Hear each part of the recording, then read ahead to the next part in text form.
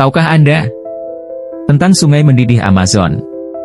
Sungai Mendidih Amazon adalah anak sungai dari Sungai Pachitea, yang selanjutnya mengalir ke Sungai Ucayali, hulu utama Sungai Amazon. Meskipun bukan satu-satunya sungai termal di dunia, sungai ini adalah yang terbesar yang terdokumentasikan.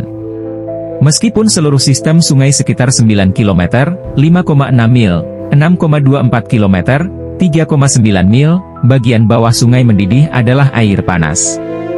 Pada titik terdalamnya, sungai ini mencapai kedalaman sekitar 4,5 meter, hampir 15 kaki. Pada titik terlebarnya, sungai ini mencapai lebar sekitar 30 meter, hampir 100 kaki.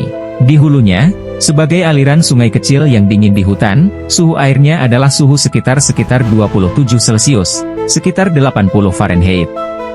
Di sepanjang jalur alirannya, aliran sungai ini melewati zona patahan geologi, tempat air panas bumi yang panas dari dalam bumi muncul ke permukaan, mengubah aliran sungai dingin di hutan menjadi sungai mendidih yang megah.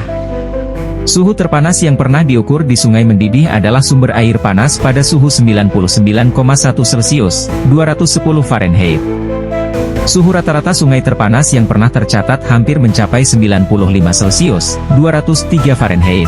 Nama paling populer untuk situs ini adalah Sungai Mendidih, atau Rio Hirviente, dalam bahasa Spanyol. Sungai ini terletak di Peru, di negara bagian Huanuco, Provinsi Puerto Inca, dan Distrik Honoria. Penjelasan ilmiahnya.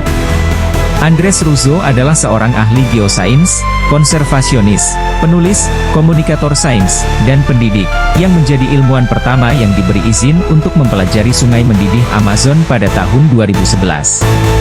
Pada tahun 2002, Russo dianugerahi National Geographic Young Explorer Grante. Russo juga merupakan pendiri dan direktur dari Boiling River Project, sebuah organisasi nirlaba yang didedikasikan untuk memahami dan melindungi sungai mendidih yang sakral di Amazon, yaitu Sistem Panas Bumi Xanettimpisca, dengan menyatukan ilmu pengetahuan modern, ekonomi konservasi, dan pengetahuan tradisional Amazon.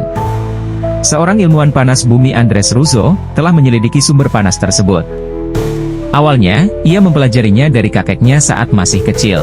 Sungai tersebut mempertahankan suhunya yang tinggi meskipun tidak berada di dekat gunung berapi aktif atau ventilasi panas bumi yang diketahui, yang biasanya menyediakan pemanas panas bumi untuk air tanah. Meskipun sifatnya unik, National Geographic telah menggambarkannya sebagai fitur yang sepenuhnya alami, fitur panas bumi non-vulkanik yang mengalir dengan laju yang sangat tinggi.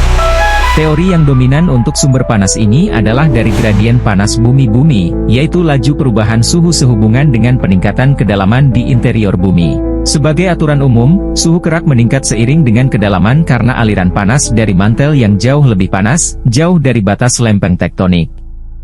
Karena lebih dekat ke mantel bumi, air bawah tanah cenderung memiliki suhu yang lebih tinggi daripada air permukaan. Teorinya adalah bahwa air hujan jatuh ke permukaan hutan hujan Amazon dan menemukan patahan yang berakar dalam di mana ia mengalir ke kerak bumi. Dengan demikian, air tersebut dipanaskan sesuai dengan gradien panas bumi.